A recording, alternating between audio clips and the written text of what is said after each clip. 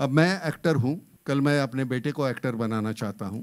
अब उसकी औकात हो ना हो, लेकिन मैं तो थोपना चाहता हूँ आपके ऊपर। एक फिल्म उसकी गिर जाए, चलो दूसरी फिल्म में मैं लूँगा, तीसरी 10 फिल्में होने के बाद वो कहीं आपको उसकी बुराइयां कम नजर आने लगती और आहिस्ता आहिस्ता उसको आप अपनाने लगते हो और एक दिन हमारे वो सर पे बैठता है।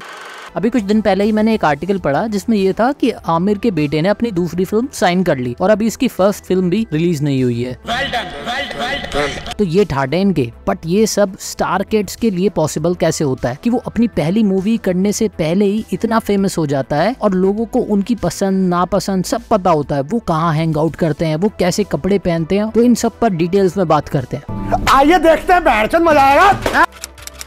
अब कुछ लोग कहेंगे कि अपने बच्चों के लिए सभी कुछ ना कुछ करते हैं। हाँ, अपने बच्चों के लिए सब जितना हो सके उतना करते हैं और उन्होंने अपने टाइम पर मेहनत करी और आज इस मकाम पे हैं जहाँ से वो अपने बच्चों की लाइफ आसान कर देते हैं और उसमें कोई बुराई नहीं है। बट स्टार्स के बच्चों में कुछ टैलेंट हो या ना हो, वो हम पर थोपे जाते हैं और हमें एक के बाद एक कचरा फिल्म दी जाती है, जिससे हमारे यहाँ फिल्म्स का स्टैंडर्ड गिरता जा रहा है। इवन दो इनके पास बजट की कमी नहीं है, ना ही रिसोर्सेज की, बट स्टार किड्स पूरी मूवी को अपने दस्त से भर देते हैं, जिसको बेचारे बाकी डायरेक्टर वगैरह पोछते रहते होंगे। एक एक्सपेरिमेंट होना चाहिए जहाँ कुछ लोगों को कुछ साल तक सिर्फ ढिंचक पूजा जैसे आर्टिस्ट के गाने दिखाओ और C और D ग्रेड टाइप की चूतिया फिल्म दिखाओ और एंड रिजल्ट इसका ये होगा कि उन लोगों का यही टेस्ट डेवलप हो जाएगा, जिसमें उनकी कोई गलती नहीं है, बिकॉज उन्होंने तो वही कंज्यूम किया जो अवेलेबल था उनके लिए और वो इसको ही आर्ट मानेंगे। उन लोगों का दिमाग इस हद तक चुट चुका होगा कि वो चूतिया गाने और फिल्म के लिए टिकट खरीद कर देखेंगे। और वहीं इंडिया में बहुत लोगों के साथ काफी कमर्शियल फिल्म मेकर और एक्टर ने यही किया है इतने सालों में। अब इसका कुछ भी नहीं हो सकता। अगर इन लोगों को कोई कुछ बोल दे तो इनके फैंस गाली देने मरने मारने पर उतर आएंगे, चाहे वो स्टार खुद ही इनको कीड़ा मकोड़ा समझता हो। A doctor starts with his father or mother in their dispensary, don't they? It's in every industry, and my dad's parents were doctors. They forced him to become a doctor, but he wanted to be an actor. And they would have helped him become a doctor if he wanted to become. That your parents are supposed to help.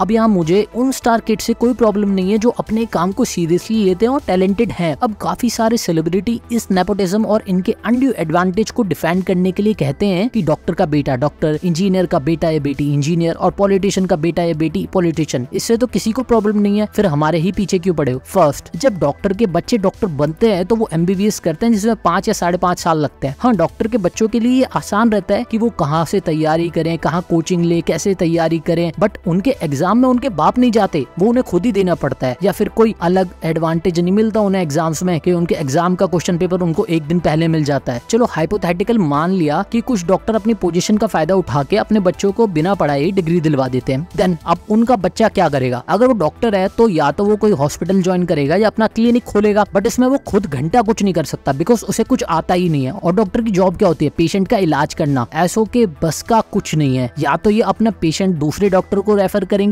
या फिर अपने ही clinic में एक असली doctor को रखेंगे और खुद गायब रहेंगे। अब इनकी क्लिनिक से गायब रहने पे फायदा हुआ किसका? पेशेंट का, बिकॉज उन्हें कोई असली डॉक्टर अब देखेगा क्योंकि ये मुन्ना भाई तो घर पर मौज मारेंगे। बट ऑडियंस को ये सौभाग्य कहाँ? यहाँ तो स्टार किड फिल्म में न गायब होते हैं और न कहीं जाते हैं और ऑडियंस को उन्हें लीड रोल में भी झेलना पड़ता है। सेम विद अदर प्रोफेशन, मतलब आप डॉक्टर इंजीनियर वगैरह का टाइटल तो ले सकते हो अपने बाप के दम पर, बट इन प्रोफेशंस की प्रैक्टिस नहीं कर सकते क्योंकि ऐसे केस तो हमने देखे हैं कि जहाँ नकली डॉक्टर पकड़े गए और पब्लिक ने उनकी खूब सुताई करी, नकली इंजीनियर भी पेले गए हैं। बट इनकी खुशनसीबी ये है कि लोडू और बकवास एक्टिंग पर ना ही ऑडियंस अपने पैसे वापस ले सकती है ना ही इनको पेल सकती है, बिकॉज ये फर्जी एक्टर या एक्ट्रेस हैं। I was just wondering, who are some of these motherfuckers at this party?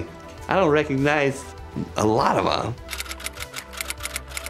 Star kid को आप उस टाइम से जानने लगते हो जब किसी भी स्टार या फिल्म इंडस्ट्री के बंदे का बेटा या बेटी मूवी में आने वाले होते हैं। तो ये 2 या 3 साल पहले से ही इसकी तैयारी शुरू करवा देते हैं, जिसमें इनकी मदद करते हैं PR agencies. PR agency in star kids और फ्यूचर फिल्म स्टार को पब्लिक आई में पुश करना शुरू करते हैं। इनके सोशल मीडिया हैंडल्स बहुत एक्टिव रहते हैं। इनकी लाइफ के बारे में बड़े बड़े न्यूज़पेपर में आर्टिकल छपते हैं फॉर नो रीजन कि ये कहाँ घूमने गए थे, इनको खाने में क्या पसंद है, ये किसके साथ हैंग आउट करते हैं। इस टाइप के के तो इनके आर्टिकल्स होते हैं on biggest news website like Hindustan time. और ये न्यूज़पेपर और न्यूज साइट इसको मुफ्त में नहीं करते, उन्हें अच्छे खासे पैसे मिलते हैं। देन इनकी पार्टीज कवर की जाती हैं और उसके बारे में 1-2 पेज भर कर लिखा जाता है फालतू की चीज। अब यहाँ ये तुम्हें हर प्लेटफॉर्म पर इन्हें दिखाते रहेंगे। और अभी इन्होंने कोई फिल्म भी नहीं की है, मतलब लोग इनके बारे में जानना नहीं चाहते, बट हर तरफ ऐसी हाइप क्रिएट कर दी जाती है कि तुम मजबूर हो जाते हो इनके आर्टिकल पर क्लिक करने के लिए, ये सोच के चलो देख ही लेते हैं क्या है ये। अब ये बताओ, अजय देवगन की बेटी ने कोई मूवी की है अब तक, बट उसके बारे में 50-60 आर्टिकल आ गए होंगे, और अगर नहीं आए तो आ जाएंगे, बट मुझे लगता है कि 50-60 पक्का आ गए होंगे अब तक, कि उसने कहाँ गई थी, क्या ड्रेस पहनी है, मतलब कुछ भी। मतलब तुम्हें स्टार किड के बारे में पता होगा चाहे तुम उनके बारे में जानना चाहो या नहीं। बट अगर किसी फिल्म में किसी नए एक्टर या पुराने एक्टर ने अच्छा काम किया है, उसके बारे में कुछ ज्यादा नहीं मिलेगा आपको, बिकॉज उन्होंने कोई PR टीम नहीं खड़ी कर रखी है। बाकी बचा कुचा काम ये पापराजी कर देते हैं। अब पता नहीं ये भी PR एजेंसी से पेड होते हैं या नहीं। और हर एक्टर या स्टार किड जब भी एयरपोर्ट पर जाते हैं, ये वहाँ पहुंच जाते हैं फोटो खींचने। अब ये भी पता नहीं वहाँ बिस्तर लगा के पड़े रहते होंगे या फिर बड़े-बड़े जिम के पास घूमते रहते हैं। He never went on coffee with Karan, and so you know it isn't as easy as people say it is. I think everyone has their own journey. Yeah, everybody has their own struggle.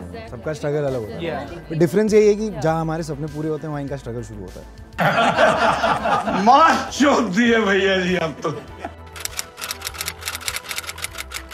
अभी काफी celebrities और star kids कहते हैं कि हमारा भी struggle है, और सब लोग सोचते हैं कि हमारे लिए सब आसान है। एक्चुअली आउटसाइडर के लिए तो ऑडिशन और मीटिंग विद डायरेक्टर और प्रोड्यूसर तक पहुंचना ही अपने आप में एक पहाड़ जैसा काम है, और इन्हें तो वो मीटिंग और कंफर्ट ऐसे ही मिल जाता है। सुबह उठ के उनके घर ये खुद चले जाएंगे या वो इनके घर आ जाएंगे, बात एक ही है। बट कितने टैलेंटेड लोग जो मुंबई गए होंगे, शायद उन्हें वो फर्स्ट मीटिंग या ऑडिशन ही ना मिला हो और वो आज कुछ और कर रहे हो। नवाजुद्दीन सिद्दीकी को ही देख लो, 10-15 साल लग गए उनको एक अच्छी और बड़ी मूवी में आते आते। ऐसा पेशेंस सब में नहीं होता। ऐसा नहीं है कि प्रोड्यूसर इन्हें इसलिए लेते हैं कि स्टार किड या फिल्म इंडस्ट्री के बच्चे कुछ ज्यादा क्रेडिबल हैं ऑन बॉक्स ऑफिस। फ्लॉप तो इनकी मूवीज भी होती हैं और कुछ ज्यादा ही होती हैं, बट फिर दोबारा कुछ टाइम बाद ये फिर लौट आते हैं अपनी नई बकचोदी लेके। तो इनका स्ट्रगल होता है क्या है एग्जैक्टली? फर्स्ट तो इन्हें एक नई लैंग्वेज सीखनी पड़ती है, जो है हिंदी, बिकॉज ये हिंदी में तो बोलते ही नहीं है और ना इनको आती है। एटलीस्ट मोस्ट ऑफ देम सारे अंग्रेज के चौधे हैं। इंग्लिश जानना अच्छी बात है और कोई फॉरेन लैंग्वेज सीखना बेकार नहीं है, वो एक स्किल है, बट ये साले अपनी रीजनल लैंग्वेज ही नहीं बोलते। उसके भी अलग अलग कारण है। एक तो इनमें से काफी सारे फॉरेन में पढ़ के आते हैं, क्योंकि इंडिया में तो ऐसे स्कूल ही नहीं है जो इनके जैसे आइंस्टाइंस को पढ़ा पाए। दूसरा, ये रीजनल लैंग्वेज को समझते हैं इंफीरियर। अब ये हिंदी सीखेंगे, फिर एक्टिंग सीखेंगे, और इन पे इतना टाइम या लगन थोड़ी ना होती है कि उसे सिंसियरली सीखें। बट इनको स्टार बनना है किसी भी हालत में। एक्टर तो बतेरे पड़े हैं। हाँ, कुछ हैं जो एक्सेप्शन है, बट वो गिनती भरी हैं, बट एटलीस्ट वो डिजर्व करते हैं to be in the films, जिन्हें देखकर मजा आता है। This whole debate that you're a star kid, you're a filmy person, non-filmy person, you might get the opportunities, but to survive it is only you. No mom or no dad. Your talent will take you forward. अच्छा। अब इनके कुछ हिमायती भी हैं जो इनकी ओर लेते हैं कि यार तुम लोग तो इनके पीछे ही पड़ गए हो, इनको सिर्फ first meeting with producer access आराम से मिल जाता है, बट फिर तो इन्हें ही एक्टिंग करनी है। यही तो रोना है कि ये एक्टिंग भी ठीक से नहीं करते। ऐसा तो है नहीं कि ये कहीं लाइव परफॉर्म करते हैं, इनके पास सभी रिसोर्सेस और हेल्प अवेलेबल है to make a good film, but इनको घंटा फर्क नहीं पड़ता और ये वही चूतियापा परोसते हैं ऑडियंस को।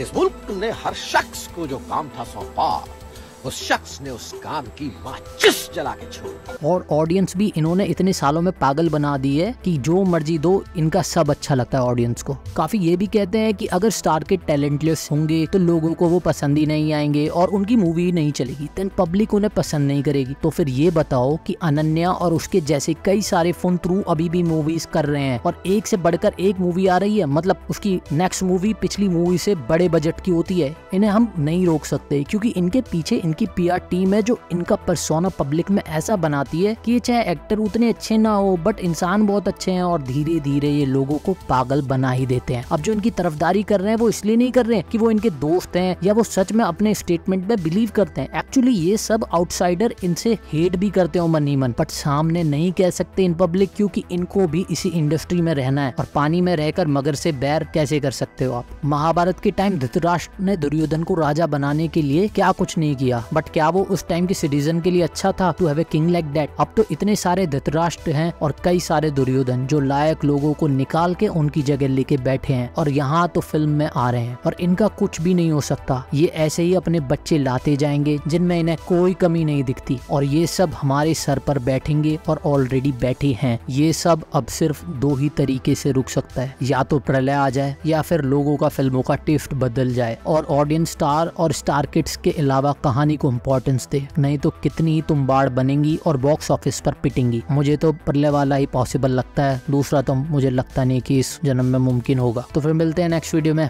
बाय।